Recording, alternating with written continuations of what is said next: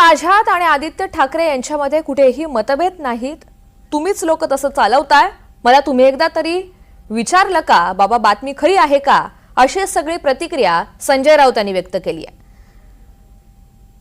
माझ्यामध्ये आणि आदित्य ठाकरे यांच्यामध्ये कसले मतभेद असणार? कशा करता अत्यंत चुकीच्या बातम्या. मुळात जी बैठक झाली असं म्हणतात त्या बैठकीला मी उपस्थित नव्हतो. मी दिल्लीमध्ये माझ्या पुस्तकाच्या कार्यक्रमाला होतो. मी शिवसेना या पक्षामध्ये जन्मापासून आहे, मी परत सांगतो. आणि या पक्षामध्ये मी काही राज्यसभेचा खासदार व्हायला आलो नाही, आमदार खासदार मंत्री व्हायला आलो नाही. तर ठाकरेंच्या शिवसेनेमध्ये सध्या ज्या काही घडामोडी घडत आहेत या सगळ्या संदर्भात आपण सविस्तर बातचीत करूयात. राजकीय विश्लेषक अभय देशपांडे सर हे जोडले गेलेले आहेत. अभय सर, एकीकडे ऑपरेशन टायगरच्या चर्चा रंगलेल्या होत्या, दुसरीकडे आता आपण पाहतोय शिंदेच्या शिवसेनेला अचानक सॉफ्ट कॉर्नर हा राऊतांविषयी वाटू लागलेला आहे. कुठेतरी ही ऑफर देण्याची त्याचेच हे संकेत आहेत का, हा माझा पहिला प्रश्न आहे. आणि दुसरीकडे आता जे राजकीय टायमिंग साधलेलं आहे, प्रियंका चतुर्वेदींनी जी नाराजी व्यक्त केलेली आहे त्याचे पडसाद नेमके कसे उमटते? एक निश्चित आहे की उभाटामध्ये जे सध्या सुरू आहे, जो अंतर्गत कलह सुरू आहे, त्याचा फायदा घ्यायला स्वाभाविकच विरोधी पक्षाची बसलेली मंडळी त्याचा प्रयत्न करणार, हे तर उघड आहे. कालही मी त्याचा उल्लेख केला ऋतुजा की पराभूत सैन्यामध्ये यादवी अटळ असते आणि अशा वेळेस मग अनेकदा तुम्हाला द्यायसाठी पदं नसतात तुमच्याकडे, लोकांच्या महत्वाकांक्षा असतात, त्या तुम्ही पूर्ण करू शकत नाही. अशा वेळी कलह होतो. आणि शरद पवार यांचं नाव राज्यसभेसाठी जेव्हा पुढे केलं गेलं तेव्हा स्वतः राष्ट्रवादीकडून तशी कुठलीही त्याचं सुतोवाच केलेलं नसताना संजय राऊत यांनी ते नाव सुचवलं. त्यामुळे कदाचित प्रियंका चतुर्वेदी यांची नाराजी असेल, कारण ते जर पद शिवसेनेला मिळालं असतं तर ते त्यांच्याकडे ते आलं असतं, कारण त्या निवृत्त होत आहेत. आता पुढच्या काळामध्ये म्हणजे आणखी 2 वर्षांनी पुन्हा राज्यसभेच्या निवडणुका होतील तेव्हा स्वतः संजय राऊत हेच त्याचे दावेदार असतील. त्यामुळे स्वाभाविकच आता राष्ट्रीय सभेवर जाण्यासाठी शिवसेनेकडे ना संख्याबळ आहे ना पदांची उपलब्धता आहे. दुसरा भाग असा आहे की शिवसेना उद्धव ठाकरे गटामध्ये एक अशी भूमिका पण सातत्याने मांडली जाते की भाजपा बरोबर एकदम टोकाचं भूमिका घेऊन संजय राऊत यांनी भविष्यातल्या कुठल्याही राजकीय समीकरण कुठलंही जुळणार नाही याची त्यांनी सातत्याने काळजी घेतली. आणि ते कुणाला तरी मला वाटतं आता त्याचा त्रास वाटायला लागलाय. खरं तर संजय राऊत गेली 2-3 वर्ष पक्षाची आघाडी अधिक आक्रमकपणे सांभाळतायत, पण कुठे ना कुठेतरी भाजपा बरोबरचे संबंध इतक्या टोकाचे ताणले जाऊ नयेत असं कुठं भाजपाच्या म्हणजे उभाटामधल्या काही लोकांना वाटतंय.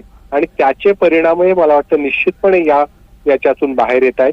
कलह नाही असं सांगितलं जात आहे, पण ज्या पद्धतीने अंतर आता दिसतंय, संवाद कमी झालेला दिसतोय, म्हणजे संजय राऊत पक्षासाठी एवढ्या खस्ता खात आहेत आणि त्यांच्या पुस्तकाच्या प्रकाशनाला जाण्यासाठी कुटुंबातल्या एकाही व्यक्तीला वेळ मिळू नये. मला वाटतं याच्यावरून बऱ्याच गोष्टी ध्वनित होता. विधान परिषदेमध्ये निरोप समारंभ होता दुसऱ्या दिवशी, म्हणून कदाचित उद्धव ठाकरे थांबले असतील, परंतु आदित्य ठाकरेही गेले नाहीत. त्यामुळे मला वाटतं की निश्चितपणे काही दरी निर्माण झालेली आहे मागच्या काही दिवसापासून, हे सातत्याने दिसतंय. रुजिता, निश्चित. अभय सर, या सगळ्या संदर्भात आपण सविस्तर बातचीत केली त्यासाठी धन्यवाद. आणि आता पक्षाची बाजू आपण जाणून घेणार आहोत आणि यासाठी माझ्यासोबत आहेत ठाकरे गटाचे प्रवक्ते आनंद दुबे. आनंदजी नमस्कार.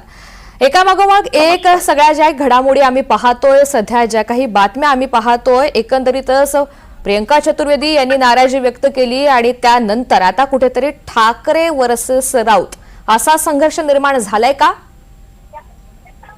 नमस्कार. आपण सर्वांना सप्रेम जय महाराष्ट्र. असा काहीही नाही. ज्या बातम्या येत आहेत त्या बातम्यामध्ये काही सत्यता नाही.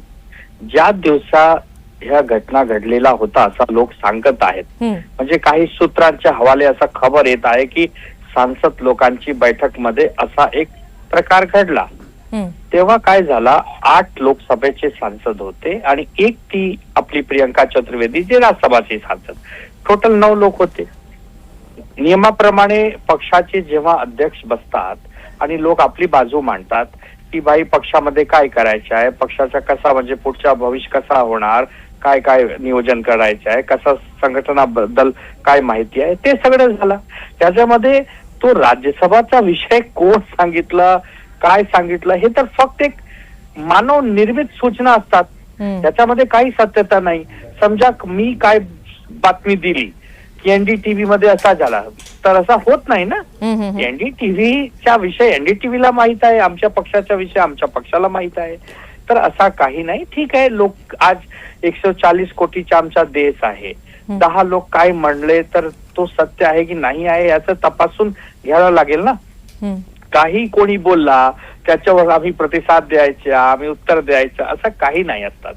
प्रियंका चतुर्वेदी अप्रिल पर्यंत खासदार आहेत. आता राज्यसभेच्या पार्लमेंट चालू आहे दिल्लीमध्ये, तो संपला नाही तर ते पर्यंतही आहेत. 2028 पर्यंत संजय राऊत साहेब आहेत, आदित्य साहेब आमदार आहेत, उद्धव साहेब पक्षाचे प्रमुख आहेत, सगळं व्यवस्थित आहेत. त्याच्यामुळे काही भांडण नाही.